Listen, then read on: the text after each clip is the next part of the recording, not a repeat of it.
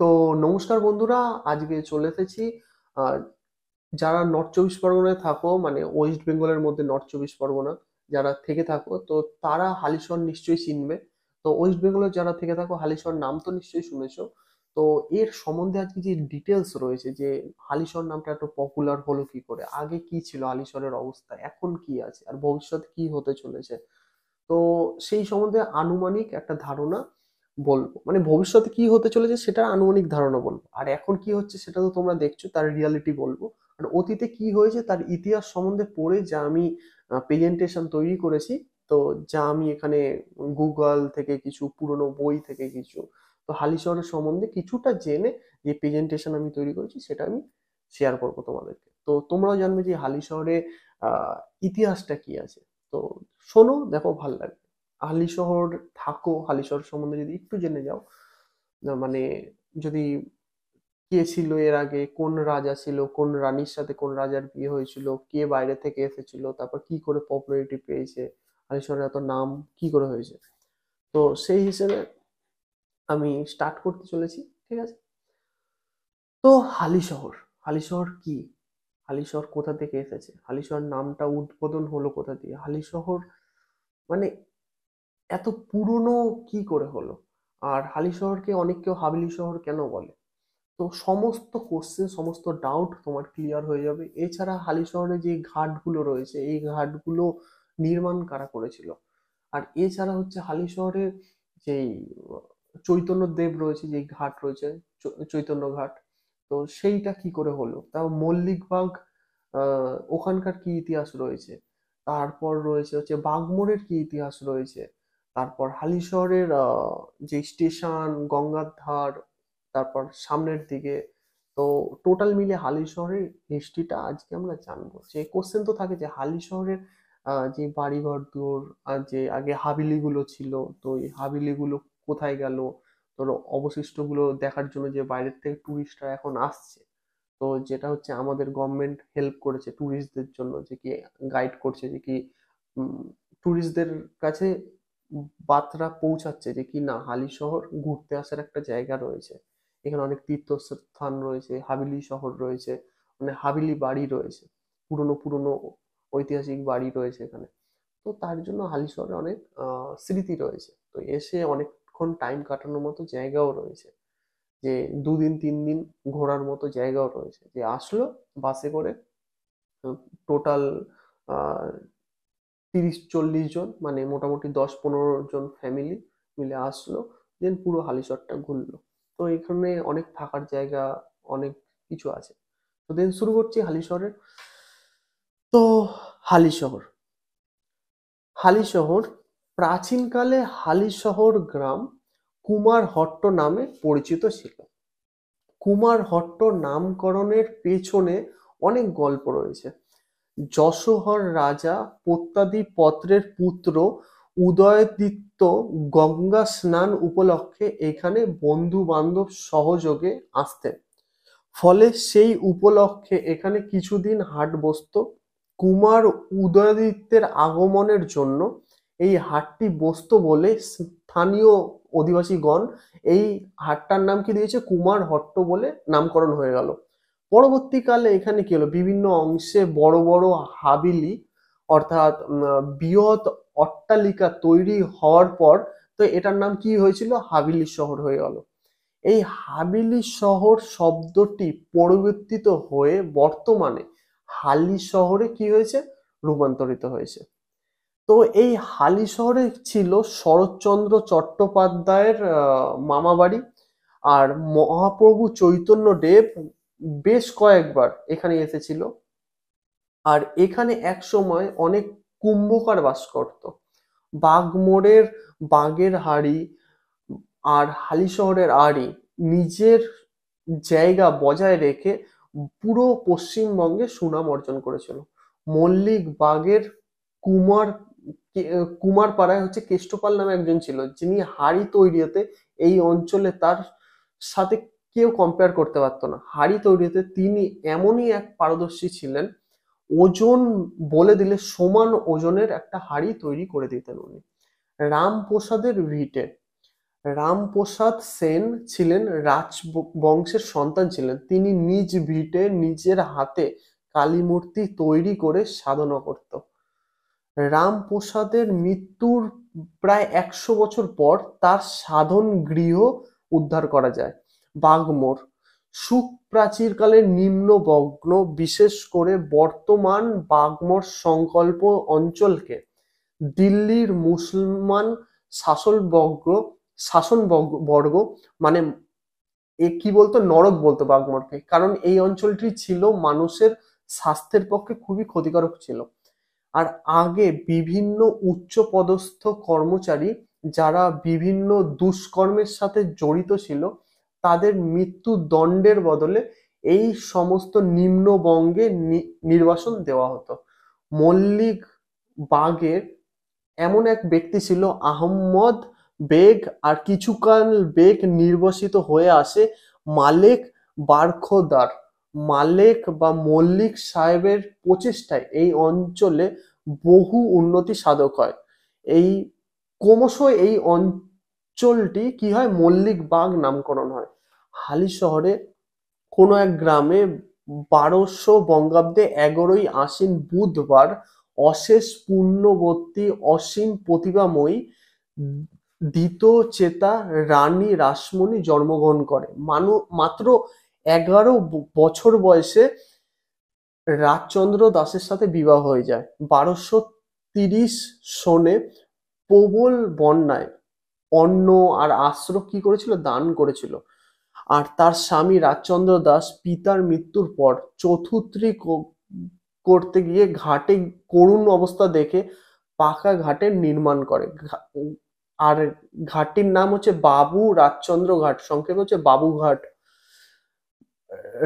রামচন্দ্র আর রাসমণি উভয় মিলে বাংলায় অনেক পুণ্য কাজ করেছে। গঙ্গায় গরিব জেলেদের মাছ ধরার ইংরেজ সরকার কি করেছিল, কেড়ে নিয়েছিল। রানীর বুদ্ধির জোরে জেলেদের অধিকার ফিরিয়ে দিয়েছিল। তো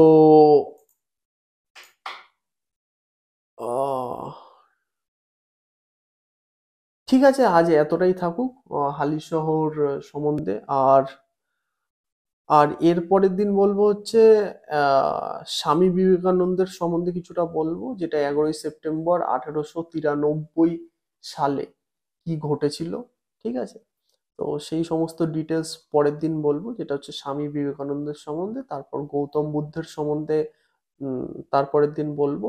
তারপর আহ, দেশে যেমন হচ্ছে স্বামীজির কি কি আমাদের এখানে মানে উন্নতি সাধন করেছে, কি কি জিনিস করেছে, তো সেই সমস্ত ডিটেলস বলবো। আর আরো অনেক কিছু নিয়ে আসবো, নতুন নতুন কিছু। আর এটাই বলতে চাই যে কি হালিশহর খুব পুরনো স্মৃতি, যেটা আমি কভার করতে পারবো না এইটুকুনি সময়ের মধ্যে, কিন্তু এইটুকুনি বলতে পারি যে কি হালিশহর অনেকটা পুরনো স্মৃতি। আর তো আমি এখানে বাস করছি, আমার বাবা আর আমাদের রিলেটিভ সমস্ত কেউ হালিশহরে বিগত কয়েকশো বছর ধরে বাস করছি। তো আমরা হালিশহরে একদম রক্তে রক্তে পরিচিত। তো এর এতটাই ছিল। আর তার মাঝখানে বলবো যে কি আমার যে ইনস্টিটিউট রয়েছে হালিশহর স্কিল ইন্ডিয়া মিশন, যেটা হচ্ছে এইখানে স্টার্ট করেছি, হালিশহর স্কিল ইন্ডিয়া মিশন। তো পিছনে হয়তো কিছু পোস্টার শো হচ্ছে, নাহলে অনেক পোস্টার রয়েছে ওপরে। এগুলো কি হচ্ছে, আমার সার্টিফিকেট। ঠিক আছে, কিছু সার্টিফিকেট আমার রয়েছে, বেশিরভাগই আমারই সার্টিফিকেট রয়েছে, আর কিছু স্যাম্পল রয়েছে যেগুলো হচ্ছে স্টুডেন্টকে প্রোভাইড করব। আর কিছু রয়েছে হচ্ছে ফ্র্যাঞ্চাইজি নিয়েছি যেখান দিয়ে স্কিল ইন্ডিয়া মিশন থেকে, তো সেই ফ্র্যাঞ্চাইজি রাখা রয়েছে। তার অথরাইজেশন যে কোড হয় সেই কোডটা রাখা রয়েছে। আর এছাড়া বলবো যে কি হালিশহর, এটা আমি হালিশহরের বুকে যে কম্পিউটার সেন্টার ওপেন করেছি স্কিল ইন্ডিয়া মিশন। তো স্কিল ইন্ডিয়া মিশনে আর মানে হেড অফিস বলতে পারেন যে এটাই। আর স্কিল ইন্ডিয়া মিশনের অন্য হতে পারে, অন্য কোনো ইনস্টিটিউট হতে পারে কম্পিউটারের, কিন্তু স্কিল ইন্ডিয়া মিশনের মধ্যে যদি কম্পিউটারে বলে থাকেন এটাই হেড অফিস। তো এখানে আসুন, এসে জয়েন করুন। অ্যাডমিশন আছে, অ্যাডমিশন ফ্রি, খুব সামান্য রাখা হয়েছে যাতে সবার জন্যই এটা কমফর্ট হয়। আর দেন এখানে পরিষেবা খুবই হাইটেক পরিষেবা পেয়ে যাবেন।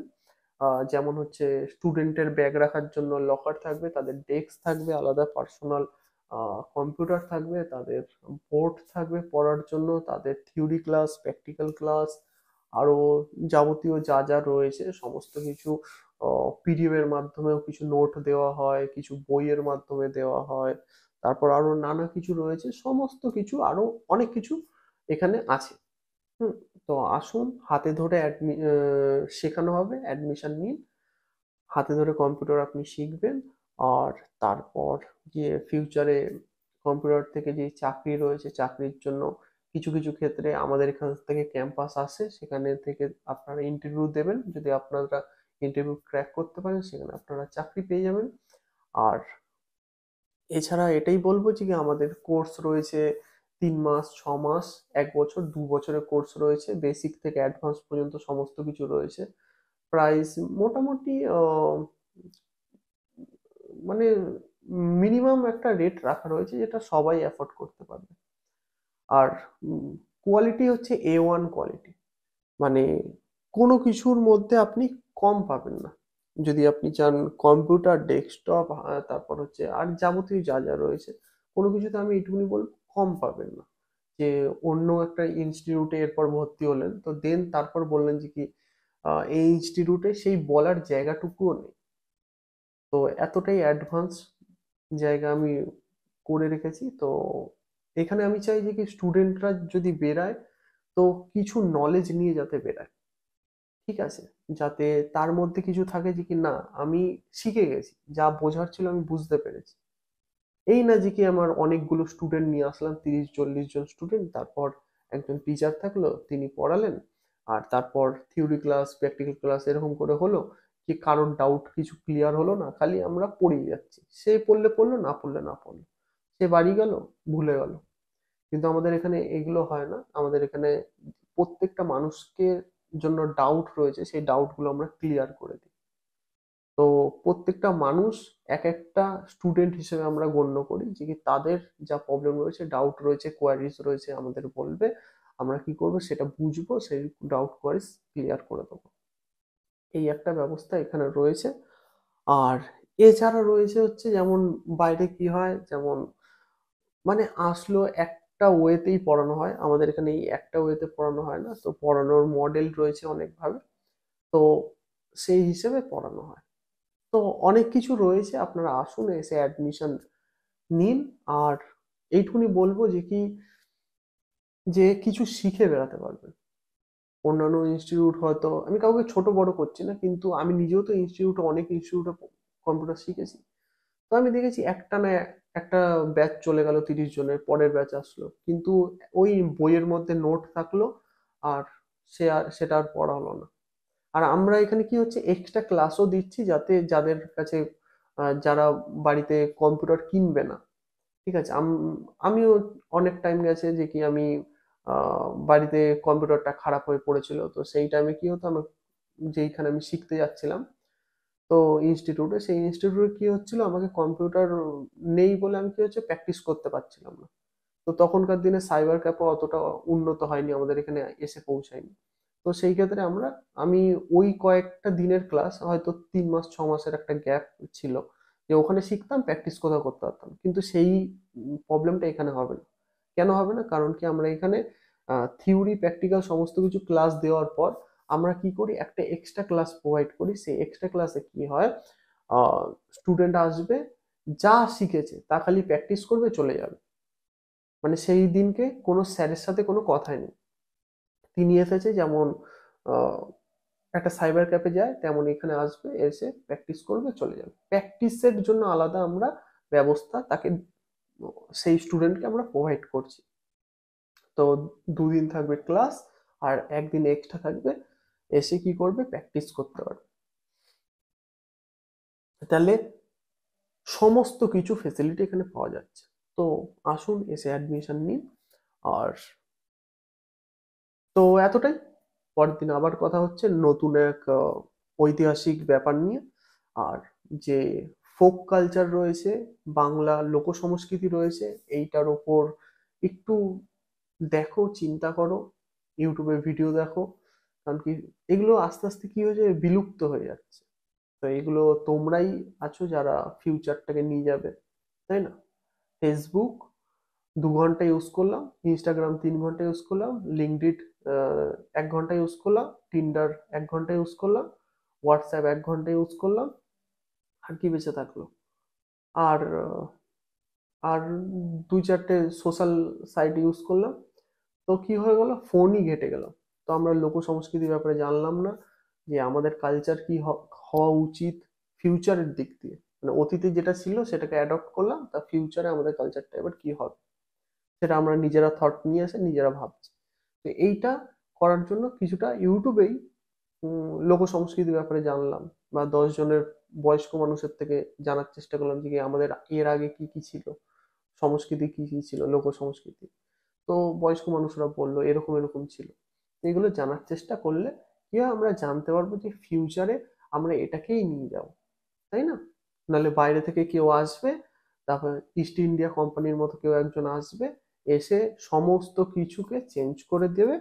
তারপর বলবে যে কি সুতির শাড়ি এখানে আর তৈরি হবে না, এখানে কি হবে, সুন্দরভাবে একটা কাপড় আছে ওর মধ্যে একটা রং করে দেবে, আর তারপর মার্কেটে বিক্রি করবে। যে সুতির শাড়ি হাত দিয়ে বুনে তৈরি করতে 1000 টাকা পড়তো, সেই একটা কাপড়ের মধ্যে রং দিয়ে করে 100 বা 150 টাকায় বিক্রি হয়ে যাবে। তো ওরা মার্কেট করে টাকা নিয়ে সব লুটে আবার ইউএসএ গিয়ে ওদের ডলার কত হয়ে যাবে, 70 টাকা 80 টাকা ডলার হয়ে যাবে, আর আমাদের কত থাকবে, আমাদের কত থাকবে, আমাদের সেই আমাদের 70-80 টাকা ওদের 1 টাকার সমান হবে। মানে আমরা একটা যদি লজেন কিনতে যাই 70-80 টাকা দিয়ে কিনবো, আর ওরা যদি একটা লজেন কিনে 1 টাকা দিয়ে কিনবে। বুঝে যেতে পারলাম? তো সেটাকে উল্টোও করা যায়, আমাদের এখানে 1 টাকার সমান ওদের ওখানে 70-80 ডলার। সেটা করতে গেলে সবার প্রথমে তুমি তোমার কালচার জানো, তুমি এবার এখান থেকে জ্ঞান অর্জন করো, জ্ঞান অর্জন করে তারপর ইউএসএ, ইউকে, তারপর আরো যেখানে যেখানে রয়েছে, রাশিয়া, চায়না, তো ভালো ভালো জাপান, ভালো ভালো কান্ট্রিতে যাও, সেখানে গিয়ে তোমার কালচারটা ছড়াও। তারপর সেখান থেকে আবার কি করো, যে আর্নিং রয়েছে, সেভিং রয়েছে সব, তাও এফডি রয়েছে, ইন্স্যুরেন্স রয়েছে, সব নিয়ে আসো এখানে, এই দেশে। তো এই দেশ তারপর মোটামুটি 40-50 বছর বাদে কি হবে, এখানকার 1 টাকা সমান সমান রাশিয়ায় কি হবে, 100 টাকার 100, আহ, রাশিয়ায় কি চলে, আই থিঙ্ক ইউরো চলে হয়তো, আর হচ্ছে ইউএসএ কি চলে, ডলার চলে, যেটা হচ্ছে আমি ইউটিউব থেকে ডলারে পেমেন্ট পাই।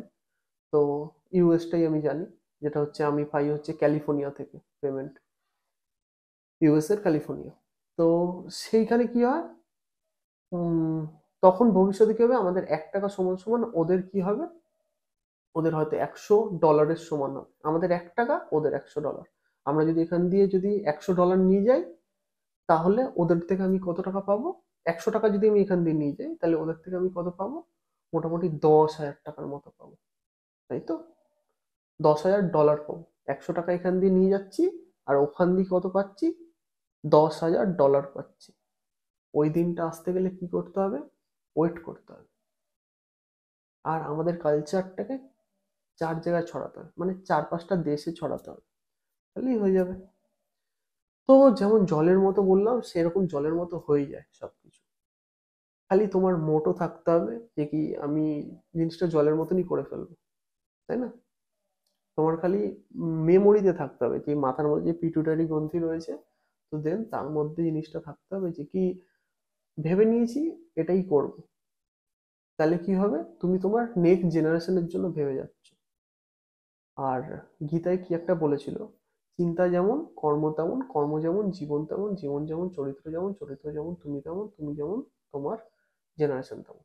তো চিন্তা ঠিক করো, তো কর্ম ঠিক হয়ে যাবে, কর্ম ঠিক করো তো জীবন ঠিক হয়ে যাবে, জীবন ঠিক করো তো চরিত্র ঠিক হয়ে যাবে, চরিত্র ঠিক করো তো তুমি ঠিক হয়ে যাবে, আর তুমি ঠিক হও তো তোমার জেনারেশন ঠিক হয়ে যাবে।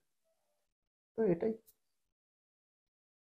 তো ধন্যবাদ, আমি ছিলাম অলোক, আর এই হালিশহর স্কিল ইন্ডিয়া মিশন তরফ থেকে কথা বলছি।